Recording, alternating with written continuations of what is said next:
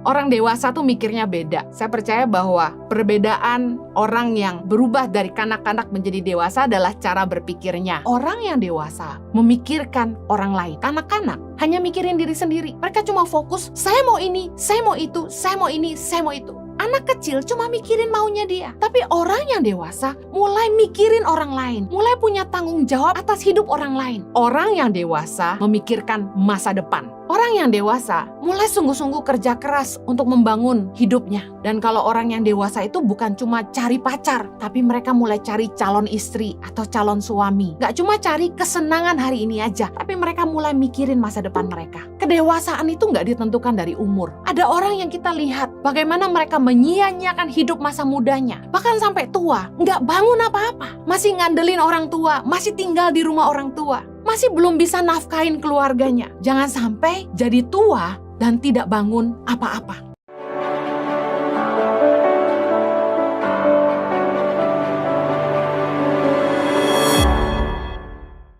Senang sekali saya bisa kembali melayani Anda dalam kebenaran firman Tuhan. Hari ini saya akan bicara tentang kedewasaan dalam pikiran. Orang dewasa tuh mikirnya beda. Saya percaya bahwa perbedaan orang yang berubah dari kanak-kanak menjadi dewasa adalah cara berpikirnya. Bulan Maret, Impact Community Indonesia mengangkat tema tentang growth, pertumbuhan, dan saya ingin bicara tentang bagaimana seharusnya kita bertumbuh dewasa di dalam pemikiran. Yang pertama, orang yang dewasa memikirkan masa depan. 1 Korintus 14 ayat yang ke-20, saudara-saudara, janganlah sama seperti anak-anak dalam pemikiranmu. Jadilah anak-anak dalam kejahatan, tetapi orang dewasa dalam pemikiranmu. Dikatakan jadilah anak-anak dalam kejahatan. Artinya gini, anak kecil tuh polos. Gak mikirin yang jahat. Gak punya agenda. Menjadi dewasa di dalam pemikiran, artinya gini. Kalau anak kecil tuh gak mikirin masa depan. Anak kecil tuh kalau kita perhatikan, mereka cuma main, seneng-seneng, lapar, minta makan, haus, minta minum, ngantuk, mereka tidur. Kayaknya gak mikirin masa depan. Gak punya tanggung jawab apa-apa, gak punya beban. Tapi ketika kita punya kedewasaan dalam cara berpikir, kita mulai mikirin gak cuma hari ini, tapi kita punya tanggung jawab untuk masa depan. Kita mikirin masa depan. Mulai menghitung waktu. Mulai berpikir, apa yang kita mau bangun 5, 10 tahun, sampai 15 tahun, bahkan 20 tahun mendatang. Mulai fokus membangun ke arah visi atau tujuan hidup kita. Kita punya target buat masa depan kita. Orang-orang mulai berpikir, kapan mereka mau nikah, kapan mereka mau beli rumah. Orang yang dewasa mulai sungguh-sungguh kerja keras untuk membangun hidupnya. Dan kalau orang yang dewasa itu bukan cuma cari pacar, tapi mereka mulai cari calon istri atau calon suami. Bedanya kanak-kanak sama dewasa, cara pikirnya berbeda. Gak cuma cari kesenangan hari ini aja, tapi mereka mulai mikirin masa depan mereka. Orang yang dewasa itu menghitung waktu.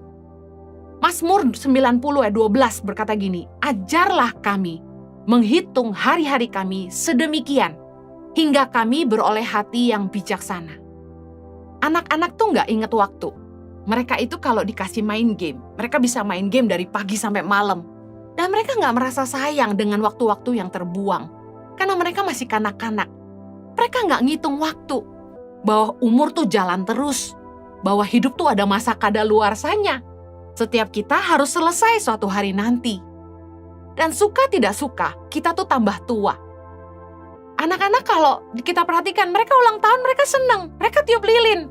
Kalau kita yang sudah dewasa, ulang tahun tuh kita mikir, saya tambah tua. Berarti kesempatan untuk berkarya tuh sisa sedikit. Orang yang dewasa tuh mulai mikir, saya sudah buat apa ya? Jangan sampai jadi tua dan tidak bangun apa-apa. Kedewasaan itu nggak ditentukan dari umur. Ada orang yang kita lihat bagaimana mereka menyia-nyiakan hidup masa mudanya. Bahkan sampai tua, nggak bangun apa-apa. Masih ngandelin orang tua, masih tinggal di rumah orang tua. Masih belum bisa nafkahin keluarganya. Kedewasaan itu nggak bisa diukur dengan usia. Tapi orang yang dewasa, mereka bisa mikir. Usia 23, mereka sudah harus kerja. Harus sudah bisa mandiri, nggak nyusahin orang tua lagi. Bahkan kalau bisa, udah bisa ngasih ke orang tua. Saya tuh tiap tahun tuh ngitung umur. Karena ketika kita bertambah tua, ada yang berkurang, yaitu kekuatan kita. Semakin kita menjadi tua, kesempatan untuk berkarya tuh semakin sempit. Sisa kita tuh tinggal sedikit, kekuatan yang tersisa tinggal sedikit. Saya mikir, sekarang saya umur segini, saya masih bisa bicara buat anak-anak muda. Tapi kalau saya udah makin tua, udah tante-tante, mana ada anak muda yang mau dengerin saya? Saya ngitung banget nih waktu ini. Umur jalan terus, bahkan kita nggak punya jaminan apakah besok kita masih hidup. Makanya orang yang dewasa tuh ngitung waktu. Umur 25 udah harus mulai nabung untuk nikah. Udah harus mulai nabung buat bisa cicil rumah, KPR. Udah harus punya modal buat usaha. Orang yang dewasa tuh mikir, ngitung waktu. Makanya orang semakin dewasa, mereka makin bijaksana. Saya nggak bilang makin tua, makin bijaksana ya. Makin dewasa, makin bijaksana. Karena kedewasaan seseorang itu nggak tergantung usia. Ada orang yang udah tua, tapi nggak bijaksana. Nggak ngitung waktu. Contoh ada orang yang umur 60, tapi gaya hidupnya masih sama seperti waktu masih muda. Maaf, main perempuan, judi, minum. Ada juga perempuan yang gak ngitung waktu, makin tua gayanya gak berubah. Masih suka hura-hura. Makanya gak heran ada anak cucu tuh yang malu lihat omanya. Karena gak sadar umur. Mari bijaksana dengan hidup kita. Orang yang dewasa itu memikirkan masa depan. Hitung waktu. Saya sudah buat apa ya? Umur makin tua, kita udah bangun apa ya? Ingat, hidup tuh ada masa kadaluarsanya. Semakin bertambah usia, kekuatan kita makin berkurang. Kesempatan berkarya semakin berkurang. Orang yang dewasa mulai mikirin masa depan. Yang kedua, orang yang dewasa memikirkan orang lain. Kanak-kanak hanya mikirin diri sendiri. Mereka cuma fokus, saya mau ini, saya mau itu, saya mau ini, saya mau itu. Anak kecil cuma mikirin maunya dia. Tapi orang yang dewasa mulai mikirin orang lain. Mulai punya tanggung jawab atas hidup orang lain. Mulai mengambil tanggung jawab. Nggak cuma hidup untuk dirinya sendiri. Makanya hanya orang dewasa yang udah boleh nikah. Karena dia bisa mikirin orang lain di luar dirinya. Dia punya tanggung jawab untuk istrinya, untuk suaminya, untuk anak-anak yang akan lahir dari hidupnya. Mulai mikirin tanggung jawab untuk orang tuanya. Orang tua makin tua. Mereka harus mikirin mereka bisa kasih apa buat orang tuanya kalau orang tuanya udah tua. Anak yang dewasa akan mikirin, oh saya nggak mau papa mama saya kerja terus sampai tua. Saya mau mereka nikmati hidup mereka. Tapi ada anak-anak yang tumbuh dewasa tapi masih bergantung hidup sama orang tuanya dan nggak mikirin orang tuanya. Nggak mau mulai belajar untuk nerusin usaha orang tuanya. Nggak bangun karir sungguh-sungguh, main game aja di rumah. Ngandalin kekayaan orang tua. Berpikir kalau orang tuanya satu hari udah nggak ada, kan ada warisan. Padahal mereka nggak belajar apa-apa. Dan harta itu bisa habis sekejap mata. Orang yang dewasa tuh mikirin orang lain. Roma 15 ayat yang pertama. Kita yang kuat wajib menanggung kelemahan orang yang tidak kuat. Dan jangan kita mencari kesenangan kita sendiri. Ayat kedua, setiap orang di antara kita harus mencari kesenangan sesama kita demi kebaikannya untuk membangunnya. Ayat 3, karena Kristus juga tidak mencari kesenangannya sendiri. Tetapi seperti ada tertulis, kata-kata cercaan mereka yang mencerca engkau telah mengenai aku.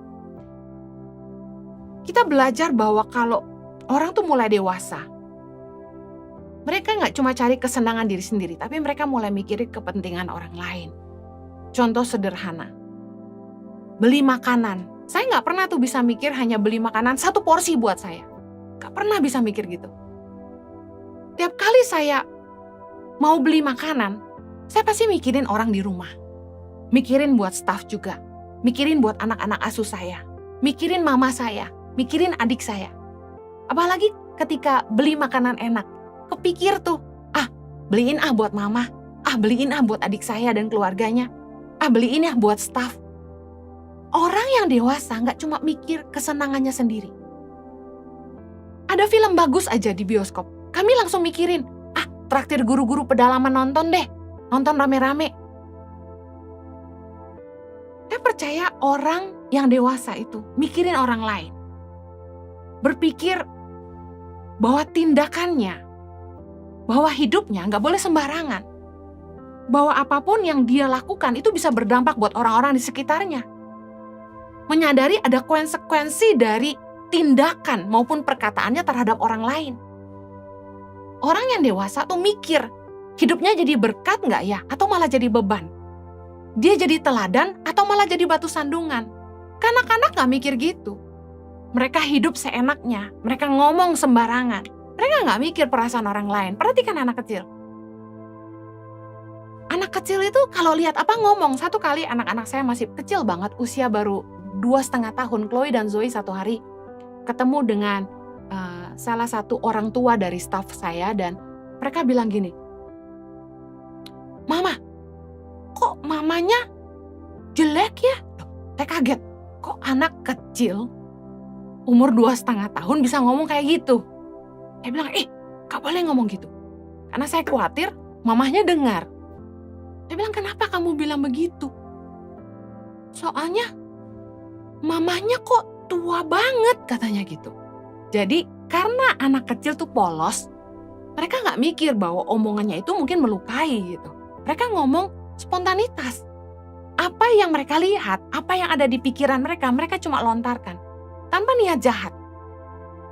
Mereka mengambil kesimpulan, kalau orang itu jadi tua, mereka jadi jelek. Sejak hari itu, anak-anak saya selalu doain saya awet muda. Anak-anak saya bilang gini, "Mama gak boleh jadi tua, Mama gak boleh jadi tua." Karena dalam benak mereka, kalau orang tambah tua, nanti mereka gak cantik lagi. Anak kecil, mereka gak mikir apakah perkataan mereka menyinggung. Perhatikan, mereka akan datangi orang dan bilang gini, Om gendut ya." Mereka gak mikir, perkataannya melukai. Banyak orang yang sudah dewasa, kalau ngomong sembarangan, gak mikir perasaan orang. Itu kanak-kanak. Tapi orang yang dewasa, peduli perasaan orang lain. Orang yang dewasa tuh mikir, apakah tindakannya bisa berakibat buruk terhadap orang lain. Tapi sedangkan kanak-kanak, mereka hidup seenaknya, mereka bertindak seenaknya. Perhatikan anak-anak yang tidak dewasa. Mereka pulang malam, larut malam. Mereka nggak mikir tuh orang tuanya khawatir nungguin di rumah. Mereka nggak belajar sungguh-sungguh. Mereka kuliah, fail terus. Mereka nggak mikir tuh orang tuanya kerja keras untuk kuliahin mereka. Orang yang nggak dewasa tuh nggak mikirin orang lain. Tapi anak yang dewasa, dia akan sekolah sungguh-sungguh. Dia akan kerja sungguh-sungguh karena dia mikirin orang tuanya. Dia mikirin akibat dari perbuatannya. Orang lain akan disusahkan. Ada orang yang hidup begitu sembarangan dan gak mikirin perasaan orang lain. Roma 14 ayat 12. Demikianlah setiap orang di antara kita akan memberi pertanggungan jawab tentang dirinya sendiri kepada Allah. Orang yang dewasa itu akan jaga hidupnya baik-baik. Memastikan dia bertindak hati-hati sesuai dengan firman Tuhan. Dia gak cuma ngikutin nafsunya sendiri, dia gak cuma mikirin keinginannya sendiri. Karena dia tahu bahwa suatu hari nanti, setiap masing-masing kita harus mempertanggungjawabkan hidup kita kepada Allah. Roma 14 ayat 13. Karena itu janganlah kita saling menghakimi lagi. Tetapi lebih baik kamu menganut pandangan ini. Jangan kita membuat saudara kita jatuh atau tersandung. Seperti contoh tadi anak saya.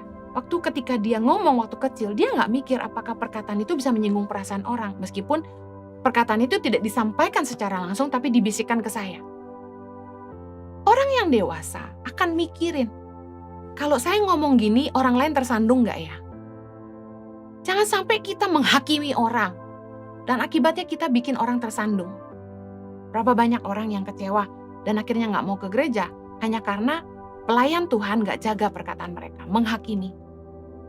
Urusan pakaian lah, urusan tato lah, urusan nikah berapa kali lah, yang kayak gitu diomongin. Kalau orang mulai nanya sama saya, Bu Heni setuju nggak sih sama orang tato? Saya lebih baik gak banyak komentar, karena bagi saya, jiwanya jauh lebih berharga daripada kita ngurusin tatonya. Gak esensi banget. Anda lebih baik orang yang bertato itu datang ke gereja, cari Tuhan sungguh-sungguh, lalu mereka bertobat, mereka ikut Tuhan sungguh-sungguh, atau mereka gak ke gereja gara-gara mereka takut diomongin soal tatonya.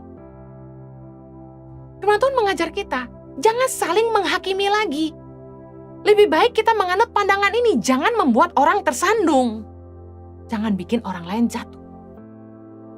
Kalau orang dewasa tuh mikir, jangan cuma ngomong seenaknya, merasa diri benar lalu menghakimi orang lain.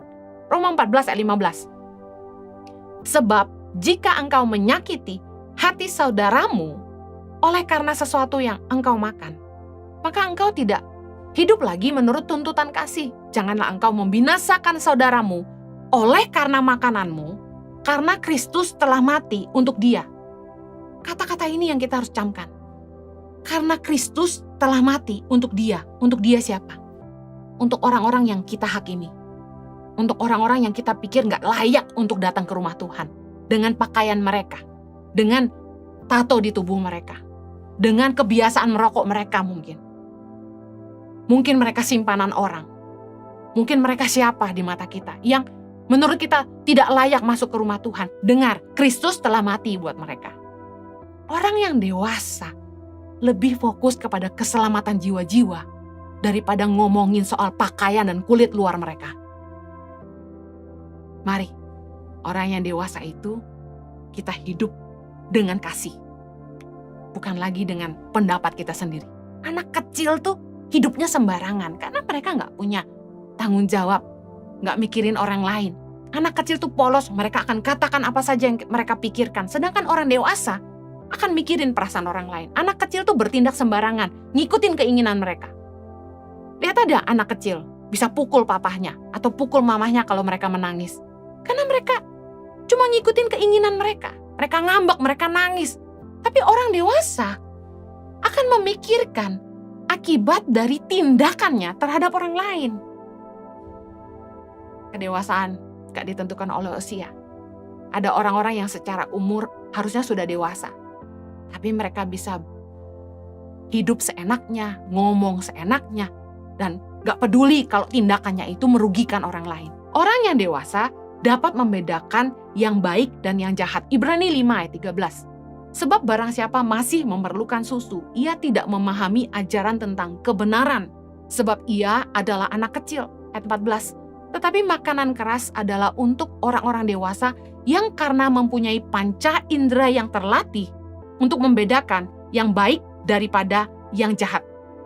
Orang yang dewasa itu punya panca indera yang terlatih, membedakan yang baik dan yang jahat. Orang yang dewasa itu ngerti kebenaran. Mereka akan ngerti, oh ini boleh, enggak boleh dilakukan. Tapi bayi-bayi rohani seringkali mencari pembenaran untuk hal-hal yang mereka sebenarnya tahu. Itu enggak boleh dilakukan, itu enggak sesuai kebenaran. Tapi mereka minta pembelaan. Yang ketiga, orang yang dewasa itu memiliki komitmen. Mereka ngerti tanggung jawab. Mereka akan bertahan walaupun sulit, itu komitmen. Contoh, sekalipun kesal sama atasan, mereka ingat punya cicilan. Orang yang dewasa, yang punya komitmen, itu mau belajar, mau berubah, mau berusaha jadi lebih baik. Karena mereka tahu, mereka punya komitmen kepada pasangan mereka. Mereka nggak bisa, nggak cocok, pisah aja. Nggak suka, tinggalin aja. Karena orang yang ngerti komitmen akan fight supaya hubungan itu bisa berjalan dengan baik. Mereka untuk itu akan mau belajar untuk berubah jadi lebih baik. Gak cuma mentingin ego sendiri. Orang yang gak dewasa akan menyerah dalam hubungan. Orang yang dewasa itu punya komitmen, karena itu mereka ngerti setia. Mereka bisa dipercaya. Orang-orang yang dewasa, yang bisa komitmen sama orang lain. Kalau nggak komitmen, kalau nggak bisa komitmen, jangan pernah ajak orang nikah. Karena hanya orang yang bisa komitmen yang boleh nikah. Di dalam hubungan, orang yang dewasa itu ngerti prioritas. Contoh, mereka nggak akan main terus, mereka akan kerja sungguh-sungguh. Karena mereka ngerti bahwa mereka sudah dewasa, mereka punya tanggung jawab, mereka punya beban, mereka harus kerja sungguh-sungguh. Ngerti prioritas, kapan senang, kapan kerja. Orang yang ngerti prioritas itu, mereka akan bijaksana mengelola keuangan. Karena ada yang jadi prioritas dalam hidup mereka. Allah kita ada Allah yang memegang perjanjian dan kasih setianya. He is the God of commitment. Ulangan 7 ayat 9 berkata gini, sebab itu haruslah kau ketahui bahwa Tuhan Allahmu, dialah Allah, Allah yang setia, yang memegang perjanjian dan kasih setianya terhadap orang yang kasih kepadanya dan berpegang pada perintahnya, sampai kepada beribu-ribu keturunan. Kita harus bersyukur kita punya Tuhan tuh yang komitmen banget sama janjinya. Tuhan yang memegang perjanjian dan kasih setianya kepada orang-orang yang dikasihinya. Bukan cuma kepada kita, tapi sampai kepada beribu-ribu keturunan. Karena itulah Tuhan sangat-sangat menghargai orang-orang yang bisa komitmen, orang-orang yang memegang perjanjian, yaitu covenant. Di dalam pernikahan terlebih khusus, dalam Maleakhi 2 ayat 14 dikatakan gini, dan kamu bertanya oleh karena apa? Oleh sebab Tuhan telah menjadi saksi antara engkau dan istri masa mudamu, yang kepadanya engkau telah tidak setia, padahal dialah teman sekutumu dan istri seperjanjianmu. Ayat 15, bukankah Allah yang esa menjadikan mereka daging dan roh? Dan apakah yang dikehendaki kesatuan itu? Keturunan ilahi. Jadi jagalah dirimu dan janganlah orang tidak setia terhadap istri dari masa mudanya.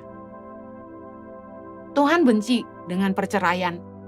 Tuhan sangat membenci perzinahan karena Tuhan sangat menghargai perjanjian. He's the God of covenant. Tuhan yang sangat menghargai perjanjian. Makanya kita harus hati-hati memilih pasangan. Bagi Anda yang belum menikah, jangan menikah dengan orang yang gak bisa komitmen sama Anda. Orang yang gak bisa dipercaya. Orang yang gak bisa benar-benar komitmen dalam hubungan. Kita gak menikah untuk bercerai. Orang yang bisa dipercaya adalah orang yang bisa komit. Lukas 16 ayat 12 berkata gini, dan jikalau kamu tidak setia dalam harta orang lain, siapakah yang akan menyerahkan hartamu sendiri kepadamu?